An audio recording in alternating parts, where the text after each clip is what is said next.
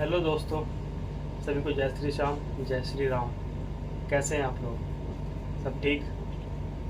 आज हम बात करेंगे लोन्स सेटलमेंट और कितने लोन पे कितना सेटलमेंट हो सकता है। वैसे तो लोन बहुत टाइप के होते हैं, हम 3 लोन टाइप पे बात करेंगे: personal loan, business loan and car loan.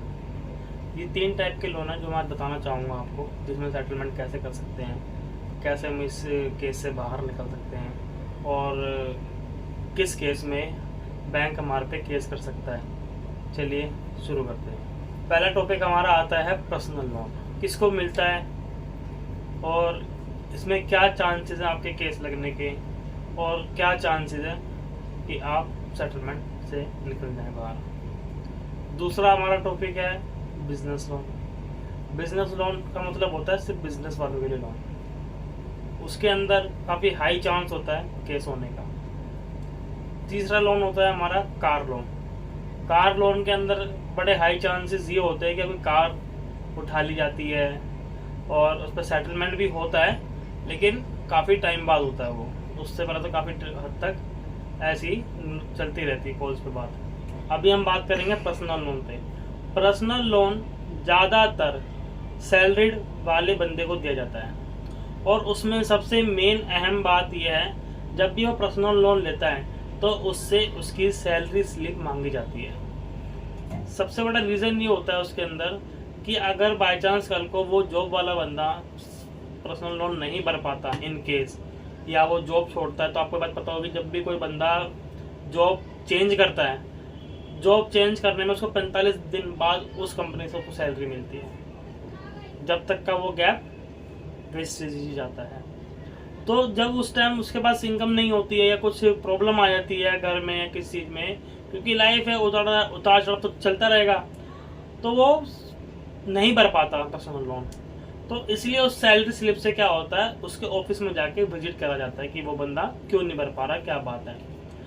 दूसरी बात, अगर कल को मानिए वो नहीं भर पा रहा है, टाइम काफ़ी हो गया, तो वो कोशिश ये करते हैं कि इसकी आधी सैलरी हम ले लें और आधी सैलरी उसको दे दें।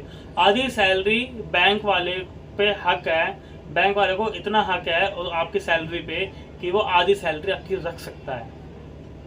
लेकिन इसके लिए बहुत लंबा प्रोसीजर है, केस होता है और आर्बिट्रेटर को बुलाया जाता है, फिर वहाँ पे कन्वर्सेशन होती है। ये सब बड़ा लंबा प्रोसेस है, उसके हम बारे में बाद में बात करेंगे। दूसरा आता है हमारा बिजनेस लोन। बिजनेस लोन में सबसे इम्पोर्टेंट किरदार जो है चेक का है। जब भी बिजनेस लोन होता है, उस बिजनेस वाले से उससे चेक मांगे जाते हैं। बैंक वाले एक सिक्योरिटी के नाम पे चेक रखते हैं, 2 या 3 चेक वो रखते हैं, और उसी से ही वो आप पे केस कर सकते हैं इन फ्यूचर। अगर आप नहीं बढ़ते हैं, बिजनेस में लॉस हो जाता है या कुछ हो जाता है, आपका बिजनेस ठप हो गया, चल नहीं रहा, आप लोन नहीं भर सकते हैं, तो वो आप पे चेक के द्वारा ही केस कर सकते हैं। केस भी बस वो एक ही बारी कर सकते हैं, चाहे वो 3 चेक ले, चाहे वो 12 चेक ले, लेकिन चेक बाउंस एक ही बारी होता है बस। उस चेक बाउंस का केस लगता है 138। बात क्लियर? ठीक है। अब हम बात करेंगे कार लोन की। कार लोन की अगर आप सेटलमेंट, अगर आपसे किस्त नहीं भरी जा रही है, आपने अभी कार लिया है, 3 साल तक किस्त भरती है, 2 साल रह गए हैं, वो लोन नहीं भरा जा रहा है आपसे, कुछ रीज़न है, नहीं आपके पास जॉब या बिजनेस नहीं है, कुछ भी नहीं है, तो उसके अंदर फ्यूचर में क्या हो सकता है उसका। पहली बात तो कार वाले आपसे भी चेक लेते हैं। दूसरी बात, वो चेक बाउंस का केस नहीं डालते हैं, बहुत रेयर केस में डालते हैं जब उनको गाड़ी रिकवर नहीं होती है, क्योंकि एक गाड़ी चलता फिरता सिक्योर लोन है खुद। उनको ज़रूरत क्या आपके चेक की। आप मान लीजिए 15 लाख की गाड़ी ले रहे हैं, उसमें से आपने 8 लाख रुपये भर दिया, बचा कितना? 7 लाख रुपए। उस 7 लाख में से अगर मान लो 4 साल आपने चला ली गाड़ी और बाद में आगे गाड़ी रिकवरी कर लेते हैं, तो पैसा खड़ा हो गया सारा, क्या दिक्कत आ रही है? तो इसलिए वो ज़्यादातर हाईली चांस करते हैं कि गाड़ी हम रिकवरी कर लें। जब वो गाड़ी रिकवरी नहीं होती तब वो चेक बाउंस का केस आप पे डालते हैं। चलिए अब हम बात कर रहे हैं पर्सनल लोन की। पर्सनल लोन बहुत इजी तरीके से आप सेटल कर सकते हैं, जैसे क्रेडिट कार्ड का सेटलमेंट होता है वैसे ही पर्सनल लोन का होता है। बट प्रॉब्लम ये है उसके अंदर वेवर कम मिलता है। जितना क्रेडिट कार्ड में हाईली वेवर मिलता है उतना पर्सनल लोन में वेवर आपको नहीं मिलेगा। अब मान लीजिए 1 लाख रुपए का पर्सनल लोन है, जिसमें से आपने 30,000 प्रिंसिपल पे कर दिया है। कोशिश वो ये करेंगे फुल अमाउंट आपसे ले लें, बट अगर आपके पास पैसा ही नहीं है तो क्या करेगा कोई? ना बैंक कुछ कर सकता है, ना आप कुछ कर सकते हैं। जो होगा फिर देखा जाएगा। इसीलिए आपको कम से कम 6 महीने 9 महीने तक रुकना पड़ेगा। उनसे गाली भी सुननी पड़ेगी, सब कुछ करना पड़ेगा आपको। आपके घर पे विजिट होगा, आपके ऑफिस में विजिट होगा, आपके फ्रेंड्स को भी कॉल करा जाएगा, लेकिन सहन करना पड़ेगा। जब भी आप सेटलमेंट करें तो 9 महीने बाद करें, उससे पहले ना करें। और कोशिश करें कि आप आगे से ना बोले कि मुझे सेटलमेंट करना है। पर्सनल लोन में सेटलमेंट बड़ी आसानी से हो जाता है, इससे कोई दिक्कत वाली बात होती नहीं है। पहला टॉपिक। और दूसरा, अगर आप ये सोचिए कितना परसेंट मिल सकता है, 50% से 60% तक आपको वेवर मिलता है पर्सनल लोन के अंदर। अब आ जाते हैं हम बिजनेस लोन में। बिजनेस लोन में ऐसा है, वो भी पहले यही सोचते हैं कि सर सेटलमेंट हो जाए या फिर हमारे को फुल पेमेंट मिल जाए। आपके बिजनेस पे भी विजिटिंग होती है, आपके घर पे भी विजिटिंग होती है, लेकिन विजिटिंग करने से पहले वो आपको इन्फॉर्म करते हैं। आपके पास एक मैसेज आता है, दिस बैंक और ये पर्सन है, उसका ये नंबर है, इस टाइम पे वो आपसे मिलने आएगा। अगर आप फ़ोन पिक कर लेते हैं तो कोई बात ही नहीं है, तो फ़ोन पे बात हो जाती है। अगर आप फ़ोन पिक नहीं करते हैं तो वो आपके घर पे इस टाइम तक आएगा, और वही बंदा आएगा, उसके गले में आई कार्ड भी होगा। अगर आपके बिना आई कार्ड वाला बंदा आ रहा है तो समझो वो फ्रॉड है, वो एजेंसी वाला है, वो बैंक वाला नहीं है। तो कृपया करके उनसे सतर्क करें, क्योंकि वही सबसे बड़ा फ्रॉड करते हैं, एजेंसी वाले। अब बिजनेस लोन में क्या पॉसिबिलिटी है आपके केस की? बिजनेस लोन में 90% तक केस की पॉसिबिलिटी होती है।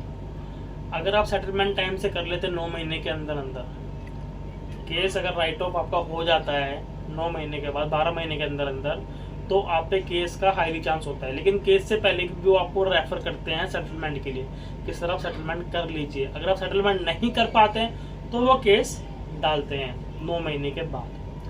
अब आई बात सेटलमेंट की। बिजनेस लोन में सेटलमेंट के अंदर वेवर ओनली फॉर 50 से 55 या 65% तक वेवर मिलता है। बट वो आपके ऊपर, आपको कितना कन्विंस कर सकते हो उन बैंक वालों को। कोशिश करें कि आपको उसको सेटलमेंट कर लीजिए, केस तक मत जाइए।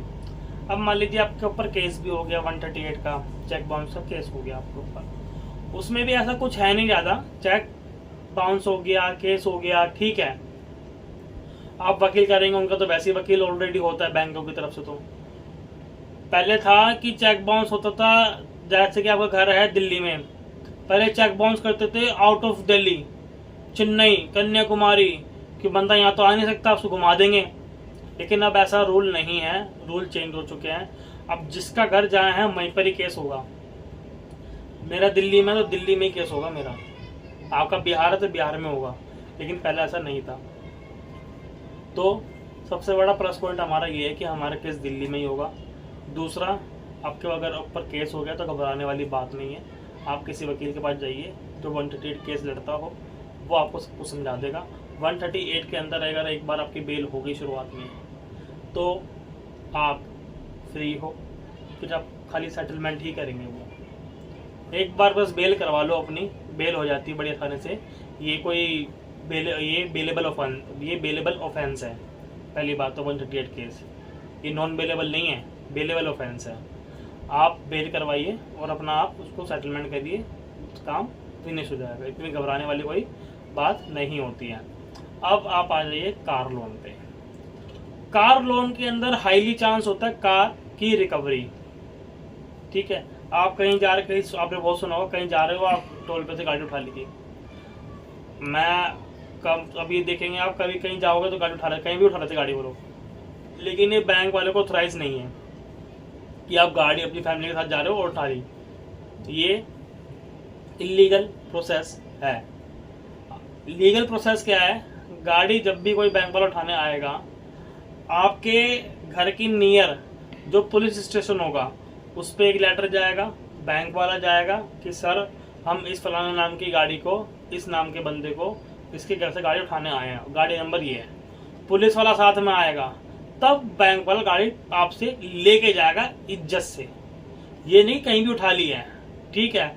हम लोगों को राइट्स नहीं पता होते, आप लोगों को राइट्स नहीं पता होता, तो हम क्या है भाई ले जा। कल को कोई भी बैंक वाला आपके साथ ऐसा करे, आप सीधा केस करो कि सर मेरी गाड़ी बीच में उठा के ले गए, मेरी फैमिली यहाँ पे रहेगी। सीधी बात, डरने वाली बात नहीं है, सेटलमेंट इसमें भी जाती है। लेकिन कभी भी ऐसा हो, ऐसा आप अपने साथ मत होने दो कि कहीं भी गाड़ी उठा ली है, कुछ भी कर लिया हमारे साथ। ठीक है भाई, गलती है, वहाँ पर नहीं भर पा रहे पैसे, लेकिन आप अपने राइट्स जानो। इसमें भी सेटलमेंट होती है, इसमें ज़्यादा नहीं मिलता, खाली 45 से 55% तक वेवर मिलता है बस, इससे ज़्यादा वेवर नहीं मिलता है। तो बस मेरी आपसे सबसे हाथ जोड़ के रिक्वेस्ट यही है कि आप कोई भी लोन लें, उसके जो एग्रीमेंट्स होते हैं वो पढ़ लिया करें, उसके बाद ही लोन लें।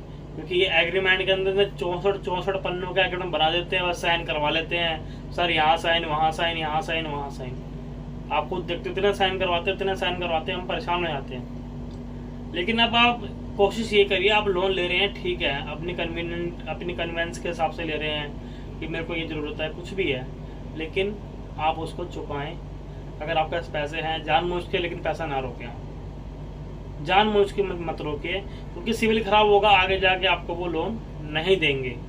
तो इसलिए चाहे वो पर्सनल लोन हो, चाहे बिजनेस लोन हो, चाहे वो कार लोन हो, चाहे कोई सा भी लोन हो, प्लीज़ पेमेंट करिए।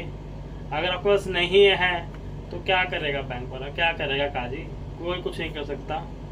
बस अपनी नीयत साफ रखो कि आप हमें पैसा देना है, बस। सभी को जय श्री श्याम, जय श्री राम। इस वीडियो को लाइक करें, शेयर करें और इस यूट्यूब चैनल को सब्सक्राइब जरूर करें। ऐसे ही आपको इन्फॉर्मेशन इस चैनल के माध्यम से आपको मिलती रहेगी।